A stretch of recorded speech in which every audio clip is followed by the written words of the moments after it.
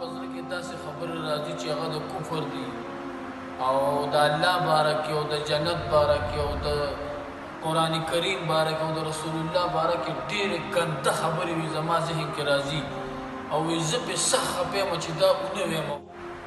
په دې سره سړی کافر کېږي نه. په دې باندې یو کتاب لیکلی دی الفاظ کفر نامې ده بدرالرشید حنفي چې په 767 کې وفات شوی دی. 767 کې هغه وفات شوی دی. کتاب یې لیکلی دی الفاظ کفر او مولا علی قاري په هغې باندې شرحه کړې ده او مولا علی قاري د خلاصة الفتاوا نه پکې قول را نقل کړی دی.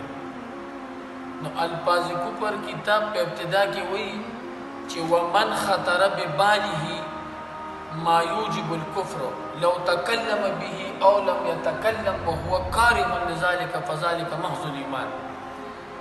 د چا په زړه کې چې داسې خبرې راشي چې هغې سره کفر لازمیږي کو دې په خوله ووایي او کو ونه وایي او دې دا خبرې بدې ګڼي دې پې په زړه کې رضا ني خو ده ته وهمي خبرې راځي وسوسې ورته راځي او دې دغه بد ګڼي فذلک محض الایمان. نو دا خو پوره ایمان دی. دا سړی کلک مؤمن دی. په دې سره سړی کافر کېږي نه.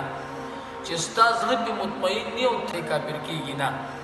چې ستا زړه پې مطمئن نه او ته بد ګڼې نو کو هر څومره کفري خبرې دې په ذهن کې راشي په زړه کې دې راشي او ته هغې لره بد ګڼې فذلک محض الایمان. نو دا خو پوره ایمان دی. دې سره سړی کافر کېږي نه.